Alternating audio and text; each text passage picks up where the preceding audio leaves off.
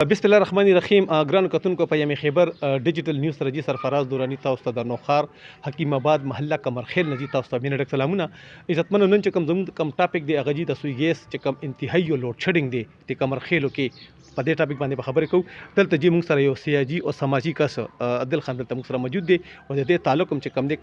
د کمرخیل جی رهایشي دی. عادل بھائی څنګه چې دا سٹارټ کی جی ما دا خبرو کو چې تاسو وګورئ څنګه چې جمع شروع شي او ډیر انتهایی چې کوم دی د سوی ګیس لوډ شیډینګ څه به تاسو وایي په دې باندې؟ ډیره مننه دورانی صاحب چې تاسو رااله او د سوی ګیس لوډ شیډینګ باره کې تاسو د आवाज راوچت په اول خو زه دا خبره کول غواړم چې زمونږ د علاقه چې د حکیم آباد او زه محله کمرخیلو رهایش پذیر یم نو زمونږ زیاته تر دا مسله چې ده کنه دلته په ګرمۍ کې سیم ده خو په یخنۍ کې ډیره زیاته ده ایشو موږ ته جوړیږي د لوډ شیډینګ ګیس لوډ شیډینګ باره کې. نو دې باره کې موږ دوه درې پیرې ایم ان ګانو ایم پی ګانو تم تلیو چې بای زموږ دا مسله موږ ته کور کې خو هغوی په دې باندې څه ایکشن نه لیا. نو اوس دویمه خبره دا ده چې زموږ سار زما خپل ماشومان دي 4 ماشومان دي سار اسکول ته ځي اکثر بغیر ناشته لاړ شي زه ورپسې بیا 12 بجې ګیس ته وجه نه بغیر ناشتې لاړ شي.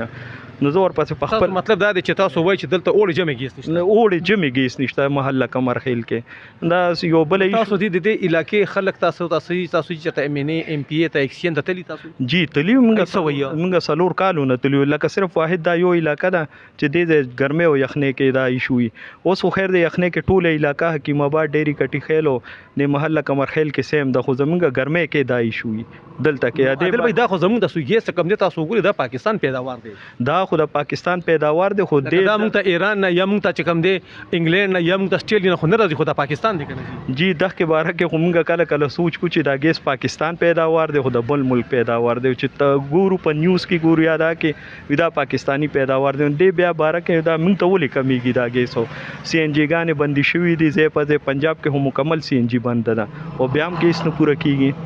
چې دا دی وخت چې کوم زمونږ دی وخت چې کوم ایم ان ایم پی ایس دی هغه د بسوي دی وخت کې ایم ان ایم پی ایس ته بسو وایم چې جی هغه خو بس صرف د اډیالې نه نوزګاریږي ما چې دوی مره شوی راځي اډیالې ته زو دلته د زمونږ چې 4.5 کروڑ عوام دی د کې پی کې دای خو هغه سره اډو خیال نشته او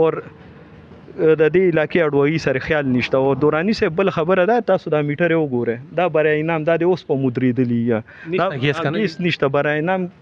میټر لګیدلی او زمونږ خو کم از کم بل دلته اوس پهله به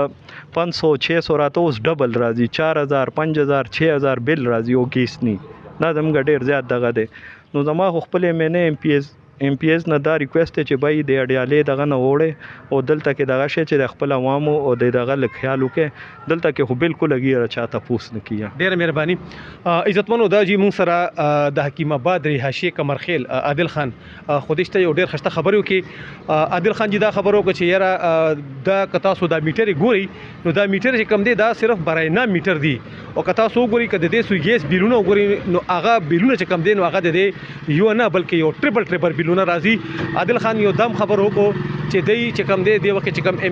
ایم پی ای دی صرف هغه ته دا خبر کوم چې خپل قبله ته درست کی او د اډیالې نه اوسګار شي. بل چې تاسو دا خبر کوم چې د خیبر پختونخوا کې داسې یو چند علاقې دي چې آی کې بیخي کتا سو وګوري تاسو ګیس لوډ شیډینګ چې کم دی هغه انتها ده. عادل خان دا یو جهان جی مننه ډیر مننه.